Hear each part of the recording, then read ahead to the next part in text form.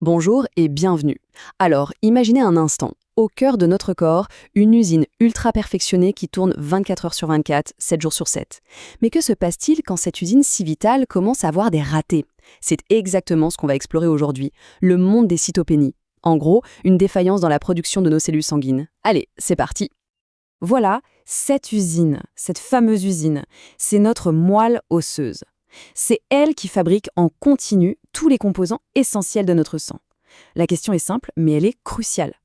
Qu'est-ce qui se passe quand cette usine se met en grève? C'est le cœur de notre sujet. Bon, le mot un peu technique pour cette panne, c'est cytopénie.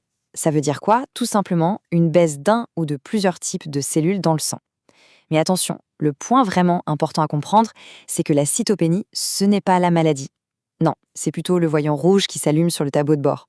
C'est une anomalie qu'on voit sur une prise de sang et qui nous dit « Oula, il y a quelque chose qui ne va pas, il faut investiguer ». Alors, cette usine, qu'est-ce qu'elle fabrique au juste? Eh bien, elle a 3 chaînes de production principales. D'abord, les globules rouges. Leur boulot, c'est de transporter l'oxygène. S'il en manque, eh bien, on parle d'anémie. Ensuite, il y a les globules blancs, nos petits soldats, notre armée contre les infections. Quand leur nombre diminue, ça s'appelle une leucopénie. Et enfin, les plaquettes. Elles sont là pour colmater les brèches, pour arrêter les saignements. Si on n'en a pas assez, c'est une thrombocytopénie. Anémie, leucopénie, thrombocytopénie, retenez bien ces 3 termes.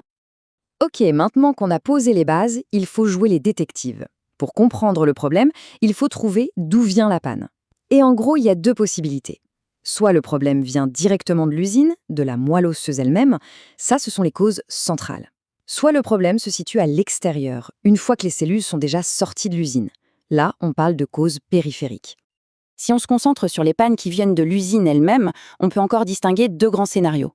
Le premier, c'est la panne quantitative. C'est simple, l'usine ne produit pas assez. Les chaînes de montage sont à l'arrêt ou tournent au ralenti.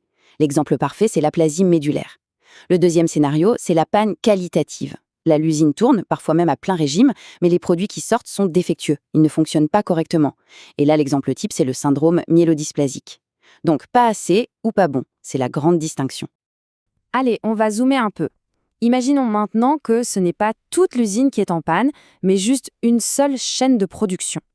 Pour reprendre notre image de l'usine automobile, c'est comme si seule la ligne qui fabrique les portières avait un souci. Le reste fonctionne, mais il y a un problème très spécifique.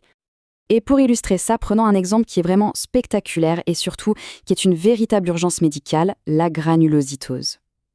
De quoi s'agit-il? C'est une disparition quasi totale d'un type bien précis de globules blancs, les neutrophiles.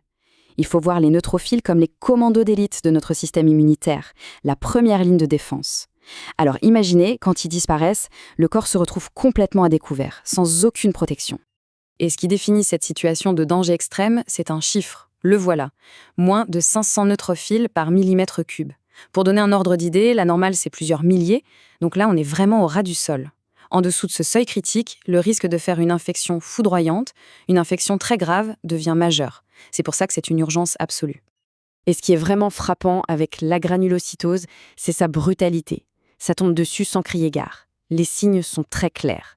Une fièvre qui monte d'un coup, très haute, avec des frissons, des infections qui apparaissent de manière explosive et quelque chose de très caractéristique, des aphtes très douloureux, des ulcères dans la bouche, dans la gorge.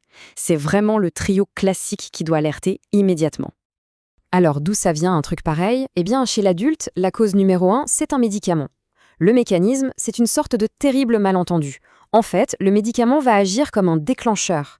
Le système immunitaire se met à paniquer, il ne reconnaît plus ses propres neutrophiles et commence à fabriquer des anticorps contre eux. C'est comme si l'armée se mettait à attaquer ses propres soldats. Le résultat? Une destruction massive, ultra rapide, ça peut se produire en quelques heures seulement après la prise du médicament. Ok, donc là, on a vu une panne qui peut arriver à n'importe quel moment de la vie. Mais il arrive aussi que le défaut de l'usine soit là depuis le début, qu'il soit en quelque sorte inscrit dans les plans de fabrication d'origine. On va donc maintenant s'intéresser à ces problèmes congénitaux et on va passer des globules blancs aux globules rouges. Regardons 2 exemples pour bien comprendre. D'un côté, on a le syndrome de Blackfan-Diamond. Là, le problème est très précis. C'est comme si les ouvriers qui doivent fabriquer les globules rouges n'entendaient pas les ordres du chef. Ils sont insensibles à l'hormone, l'EPO, qui leur dit de travailler. Du coup, la production de globules rouges est très faible. De l'autre côté, l'anémie de Fanconi. Là, le problème est beaucoup plus profond. C'est un défaut dans la capacité des cellules à réparer leur propre ADN. Ça touche toutes les chaînes de production et, avec le temps, ça évolue vers une panne totale de l'usine. Bon, on a vu une seule ligne en panne. Maintenant, on passe au niveau supérieur. Le scénario catastrophe, la fermeture complète et totale de l'usine. C'est ce qu'on appelle la pancytopénie. Pan, ça veut dire tout. Donc c'est quand les 3 chaînes de production, les rouges, les blancs et les plaquettes, sont toutes à l'arrêt. Et l'exemple le plus connu de ça, c'est l'aplasie médulaire. Le mot aplasie veut dire absence de formation. C'est exactement ça. La moelle osseuse, notre usine, s'arrête de produire. Si on regardait à l'intérieur, on verrait qu'elle est devenue presque vide, déserte, et elle est remplacée par de la graisse. C'est vraiment l'image d'une usine abandonnée. C'est le cas typique de la panne quantitative dont on parlait tout à l'heure. Mais qu'est-ce qui peut bien provoquer un tel désastre ? Parfois, on trouve un coupable. Ça peut être certains médicaments, des produits toxiques comme le benzène qu'on trouve dans l'industrie, ou même des virus. Mais, et c'est ça qui est assez fou, dans l'immense majorité des cas chez l'adulte, plus de 90%, on ne trouve aucune cause. Rien. Le mystère reste entier. C'est ce qu'on appelle une aplasie idiopathique. Alors, pour savoir à quel point la situation est grave, il y a des critères très précis, les critères de Kamita. C'est une sorte de checklist qui regarde 3 choses, le nombre de neutrophiles, le nombre de plaquettes et le nombre de jeunes globules rouges. Si au moins 2 de ces 3 chiffres sont sous un certain seuil critique, on parle d'aplasie sévère. Et si les neutrophiles tombent en dessous de 200, là, on passe en très sévère. Et cette classification, elle va directement déterminer l'urgence et le type de traitement.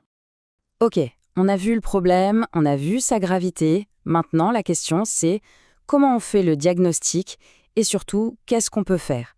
Comment on répare l'usine ? C'est notre dernière partie. La démarche pour le diagnostic, elle est très logique, étape par étape. Tout commence par une simple prise de sang. C'est là qu'on voit que les chiffres sont bas. Ensuite, deuxième étape, on élimine les causes périphériques. On va vérifier que ce n'est pas la rate qui est devenue trop grosse et qui piège les cellules. Et une fois qu'on a écarté ça, il ne reste plus que le test ultime, la biopsie de moelle osseuse. C'est le seul moyen d'aller voir directement ce qui se passe à l'intérieur de l'usine et de confirmer que c'est bien elle, la source du problème.